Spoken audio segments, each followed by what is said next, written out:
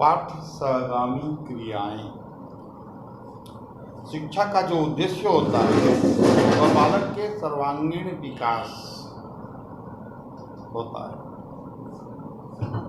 हम जब बालक के सर्वांगीण विकास की बात करते हैं तो केवल वह पाठ्य वस्तु जो है या पाठ्यक्रम का एक जो अंग है उससे बालक के सर्वांगीण विकास नहीं हो सकता। हम पहले जब शिक्षा की बात करते तो शिक्षा के 3 उद्देश्य होते थे, उसे हम कहते हैं 3R: reading, writing, arithmetic.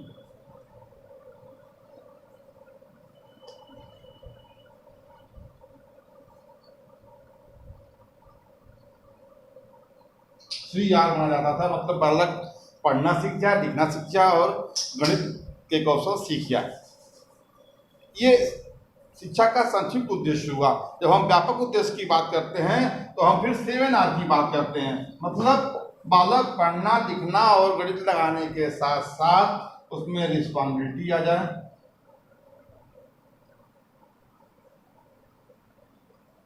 Right मतलब अपने अधिकारों को जान जाए, रिक्रिएशन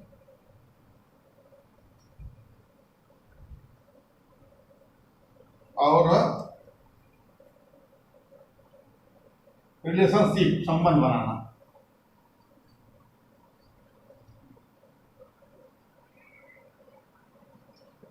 मतलब शिक्षा के आज जो उद्देश्य हैं वो 3R से बढ़ के 7R हो गए कि बालक पढ़ना जान जाए, लिखना जान जाए, गणित लगाना जान जाए, इसके साथ साथ उसमें उत्तरदायित्व की भावना आ जाए, अपने अधिकारों को जान जाए, उसमें कुछ करने की रिक्रिएशन की क्षमता आ जाए और समाज में संबंध बनाने की क्षमता आ जाए।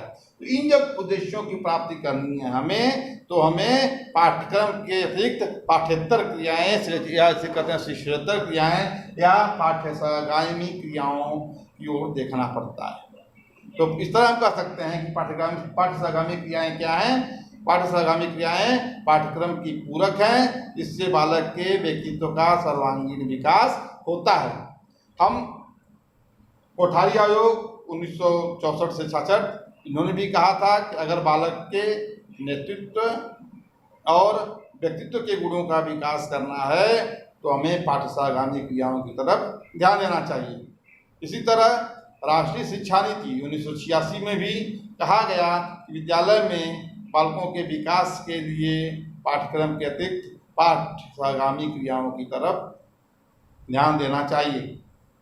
हम देखते हैं कि विद्यालय में पाठ्यक्रम के अतिरिक्त जैसे हम खेल कूद कराते हैं, व्यायाम कराते हैं, सुबह प्रार्थना सभा कराते हैं, राष्ट्रीय पर्व मनाते हैं, शैक्षिक यात्रा भ्रमण होता है, निबंध प्रतियोगिता होता है, वाद विवाद प्रतियोगिता होती है। ये चीज़ें जो होती हैं ये सब पाठ्य सहगामी क्रियाओं के अंतर्गत आती हैं। अब हम देखेंगे कि पाठ्य सहगामी क्रियाओं का महत्व क्या है।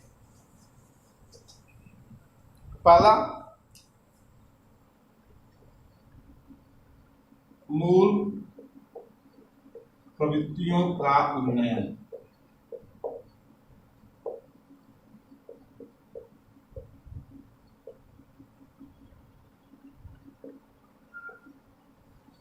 बालक जन्म लेता है तो उसमें कुछ मूल प्रवृत्तियां होती हैं। उन मूल प्रवृत्तियों में परिमार्जन, उन्नयन बालक के विकास के साथ साथ आवश्यक होता है। बालक में साथियों का, अपने उम्र के लोगों को साथी बनाना उसकी मूल प्रवृत्ति है, लेकिन इसके साथ साथ उसमें सहयोग की भावना का विकास करना, उसमें टीम वर्क विकास करना, उसमें मानवीय मूल्यों का विकास करना, अर्थात इन मूल प्रवृत्तियों का उन्नयन हम पाठ्य सहगामी क्रियाओं के द्वारा ही कर सकते हैं। जब लड़का खेल खेलता है तो उसमें अब स्वयं के जीतने की बात नहीं होती है और पूरी टीम को जिताने की बात करता है। इसके साथ वह अपने वाले हट के लोगों के बारे में सोचने लगता है। उसमें घर परिवार से छोड़ के जो मित्र आता है उससे भी सहयोग की भावना का विकास होती है, उसमें सत्य बोलने की भावना का विकास होता है। इस तरह उसके जो मूल प्रवृत्तियां हैं, जो उसमें क्रोध, की मूल प्रवृत्ति है, तो जब टीम में काम करता है तो उसकी मूल प्रवृत्ति में का भी उन्नयन होता है, उसमें प्रेम की मूल प्रवृत्ति का भी उन्नयन होता है। इस तरह से सभी जो मूल प्रवृत्तियाँ होती हैं उनका उन्नयन पाठ्यसागामी क्रियाओं के द्वारा होता है। दूसरा, नागरिक प्रशिक्षण।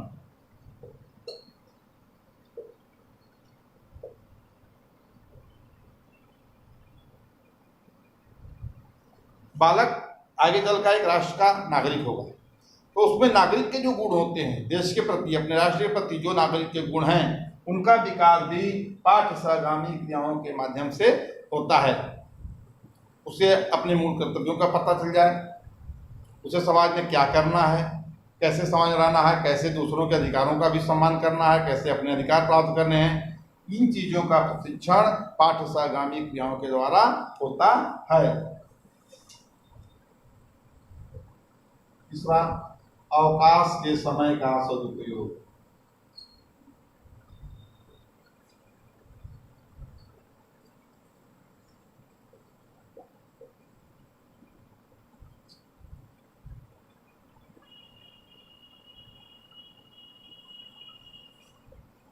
बालक में अवकाश के समय का सदुपयोग करने का के गुण का विकास भी पाठ्यसागामी क्रियाओं के द्वारा होता है।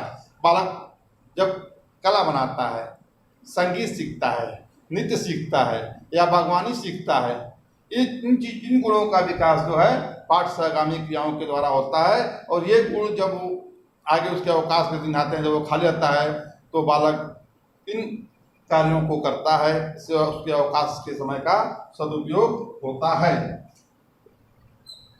नैतिक प्रशिक्षण।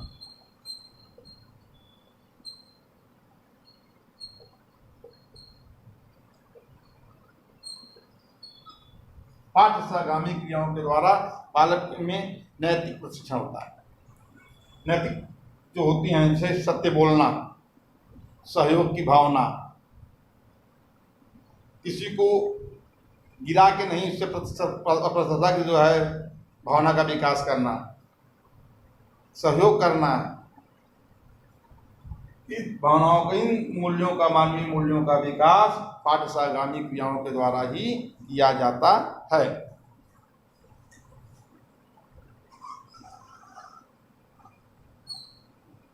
आत्म अभिव्यक्ति।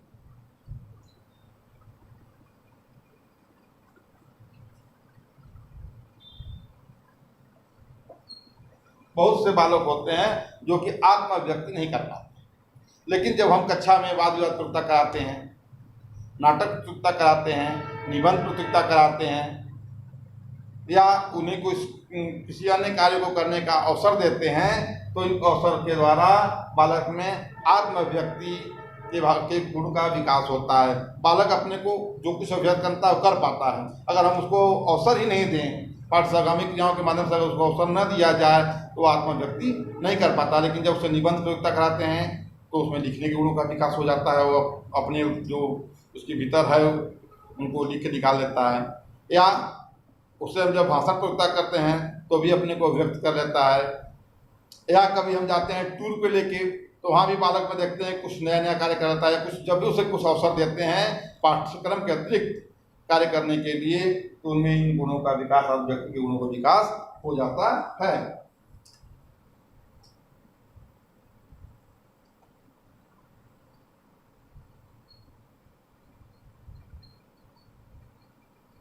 पुस्तकी ज्ञान का सदुपयोग। किताबों में तो अनेक ज्ञान हम देते हैं बालों को, लेकिन उन ज्ञान का सदुपयोग कहाँ करता है। जैसे हम बागवानी करना पढ़ाते हैं, बताते हैं कि फला समय में फला सब्जी लगेगी, फला फूल ऐसे लगता है, लेकिन उन जो ज्ञान है उनका उपयोग कहाँ कर पाते हैं।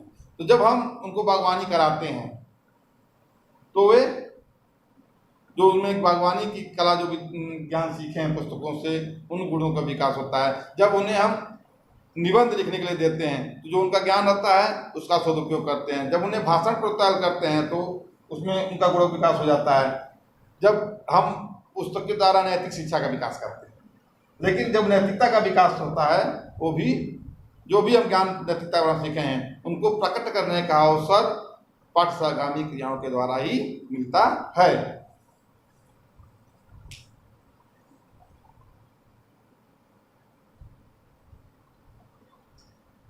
सामुदायिक विकास।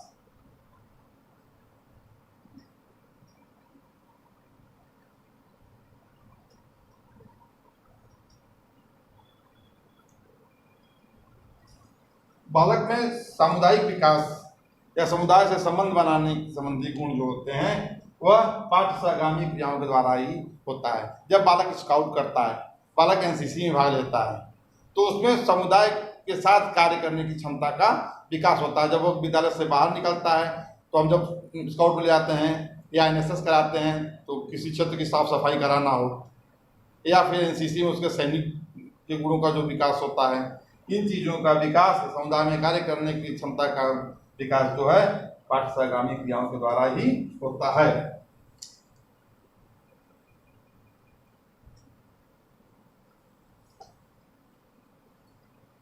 सृजनात्मक क्षमता का विकास।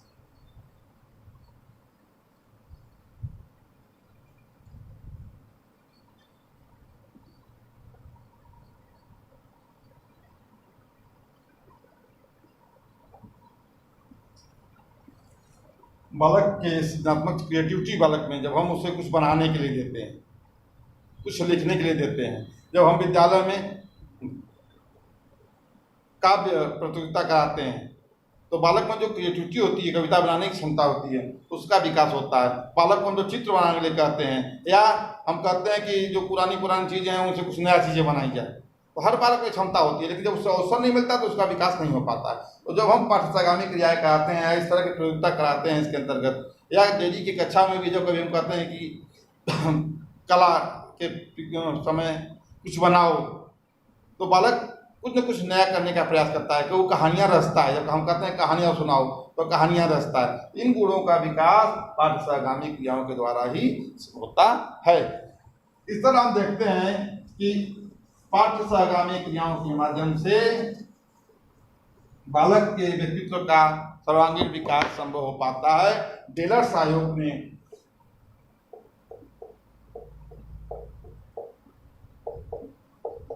1996 में शिक्षा के 4 स्तंभ बताए थे। उन्होंने कहा सीखना क्यों? पहला उन्होंने कहा लर्निंग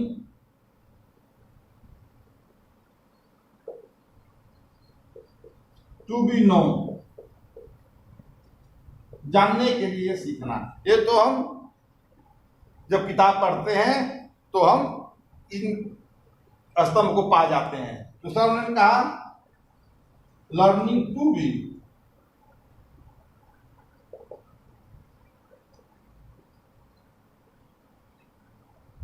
लर्न।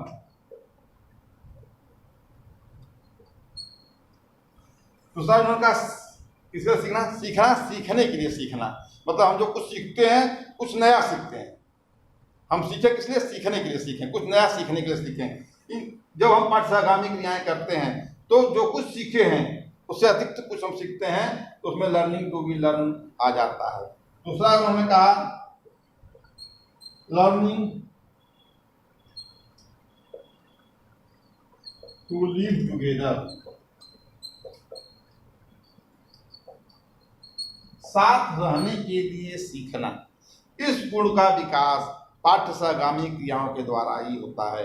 जब हम बालक को अवसर देते हैं, जब हम कैंप लगाते हैं स्काउट का, जब एनसीसी का कैंप लगाते हैं, तो बालक में साथ साथ रहने की क्षमता का विकास होता है। हर बालक अलग अलग परिवार का होता है, अलग अलग समुदाय का होता है, अलग अलग जातियों से होता है, लेकिन अब यहाँ उससे उठकर वो साथ साथ रहना सीख जाता है। उसमें इस गुण का विकास हो जाता है कि वह जो शिक्षा का मुख्य स्तंभ है कि लर्निंग टू लिव टुगेदर, कि व्यक्ति को सीखना है, साथ रहने के लिए सीखना है कि हम समाज में कैसे रह जाएं, राष्ट्र में कैसे एक साथ मिलकर कार्य करें, देश के लिए, समुदाय के लिए।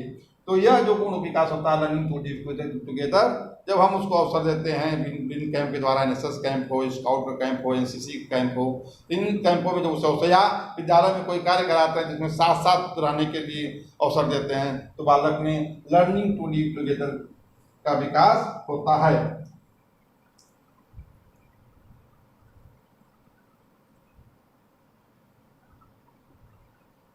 चौथा है लर्निंग टू बी, होने के लिए सीखना। क्या होने के लिए सीखना? मानव होने के लिए सीखना। हम मानव हैं तो हमें व्यक्ति में कैसे मानवीय गुणों का विकास हो, यह सीखना, ये भी शिक्षा का एक स्तंभ होता है। तो हम जब भी पाठशालागामी, जो ऊपर की जो चीजें हैं वो तो हमें दोनों शिक्षा के जो पाठ्य वस्तु है उससे प्राप्त हो जाती है, लेकिन नीचे की दोनों चीजें लर्निंग टू लिव टुगेदर और लर्निंग टू बी, जब हमें यह अवसर मिलता है कि हम पाठशालागामी क्रियाओं में लोगों के साथ रहें, लोग दूसरे को जानें, स्वयं के व्यक्तित्व के गुणों को भी जानें, इस स्तंभ का विकास भी पाठशालागामी क्रियाओं के द्वारा संभव है। अब हम देखते हैं पाठशालागामी क्रियाओं का प्रबंधन प्रधानाध्यापक कैसे करेगा। तो सबसे पहले क्या करेगा? वो अपने सहयोगियों से बातचीत करेगा, सहयोगी अध्यापकों से बैठक या बातचीत। हमें कौन सी पाठशालागामी क्रियाएं कब करानी है, तो अपने सहयोगी अध्यापकों से बात करेंगे। दूसरा, फिर वह उनसे मिलकर योजना का निर्माण करेगा।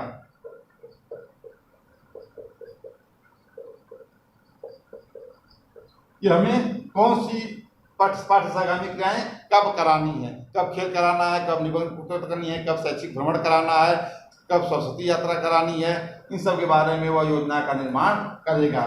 फिर तीसरा, वित्तीय प्रबंध, इनके लिए वह वित्तीय प्रबंध करेगा। फिर करने के बाद फिर समय और दिनांक सुनिश्चित करना है। इसके बाद इतना कर लेगा तो वह समय और दिनांक सूचित करके छात्रों को सूचित करेगा। इसके बाद फिर वह सहयोग, समुदाय से भी सहयोग लेगा, समुदाय के व्यक्तियों को बुलाकर उनसे भी सहयोग लेगा तथा उन्हें विशेष दिन के लिए आमंत्रित करेगा जिसमें वह पाठशालागामी क्रियाएं करा सकते। धन्यवाद।